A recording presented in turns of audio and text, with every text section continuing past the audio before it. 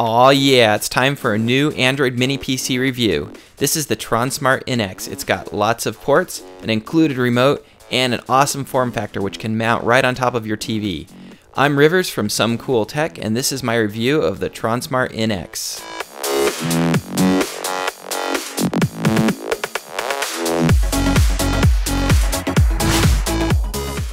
First, let's have a look at what comes in the box.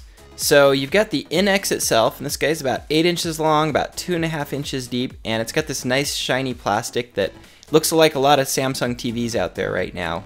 Now the first thing you'll notice is it's got a camera on it right here in the front, and that's a 2 megapixel camera. It's got a little switch in there too to cover the camera for your privacy, and it's got a power button up on top here. And over on the back you've got a nice selection of ports, including 2 full-size USB ports, your OTG port for updating it, HDMI port, an Ethernet port, and an analog audio-video port.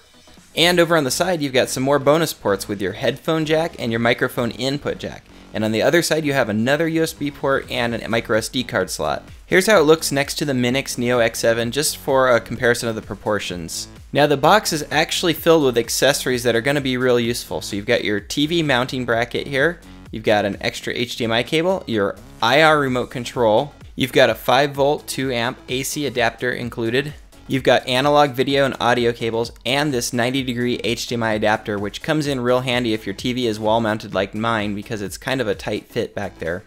So again, here's everything that came in the box, and I think it's got a couple nice little bonuses like the HDMI cable and the remote.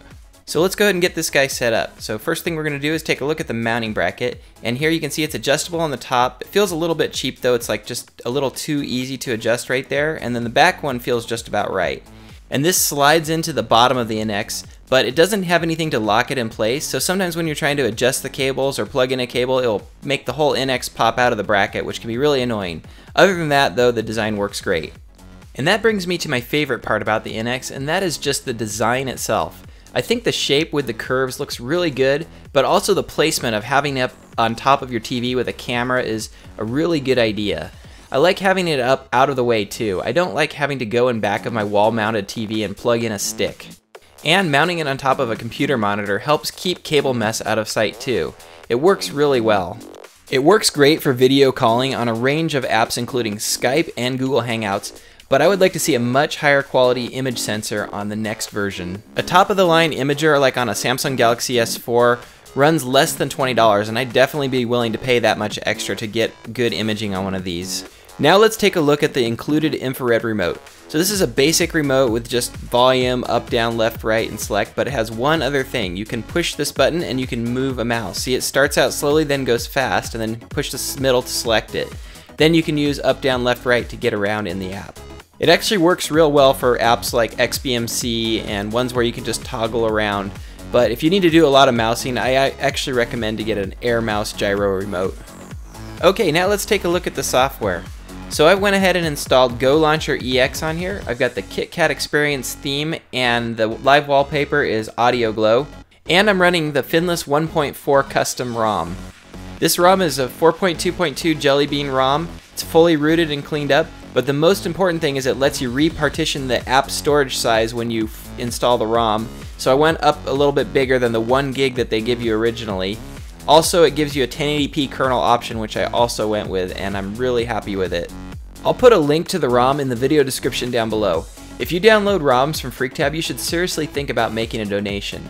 I just did it and it literally took me less than 30 seconds. It's worth it too to get a stable quality ROM custom made for your device.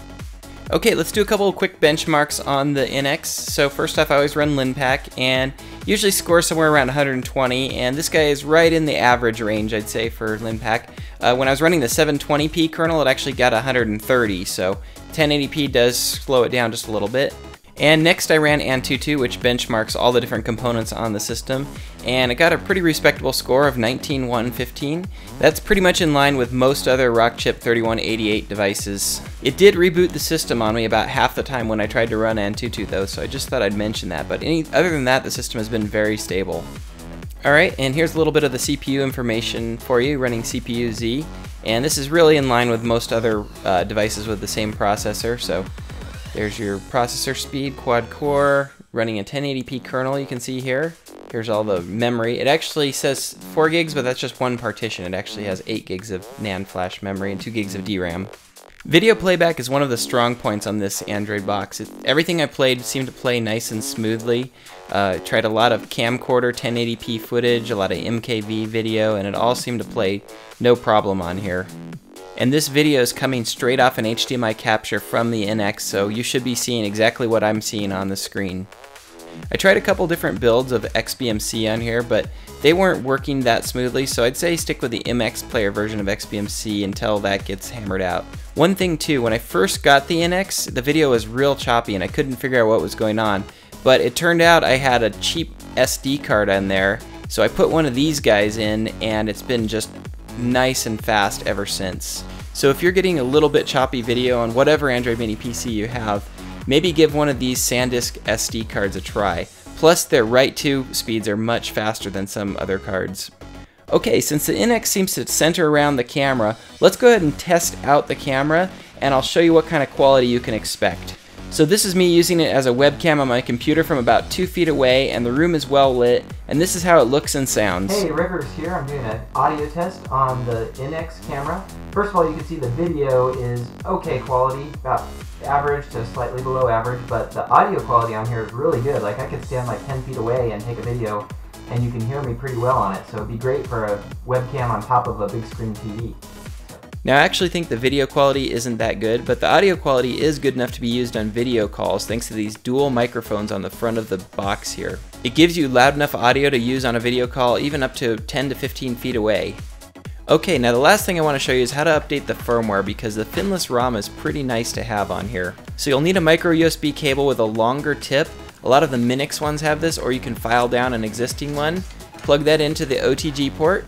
Now you're going to just take your power cable, plug it in. Don't worry that you don't have the paper clip in the hole yet. Now take a paper clip, put it in this hole on the bottom. You'll feel a little button and click it. Now push the power button on the top of the device for a couple seconds and it should put it into flash mode. If you entered flash mode correctly, the flash software should say found one loader device. The rest of the instructions should be with the ROM, or you can watch one of my videos on how to flash an Android Mini PC. Alright guys, that wraps up my review of the Tronsmart NX. I think this is a great new direction for Android Mini PCs, and I hope to see more boxes that fit on top of a TV like this. I'll put a link to all the pros and cons I discover about the NX in the video description down below, as well as a link to where you can find the NX. I'll also have links to the custom ROM as well as the hardware you saw in the video down below. If you like this review and you want to see more like it, be sure and subscribe to my channel so you'll see new reviews as soon as they come out. Thanks for watching, and as always, aloha.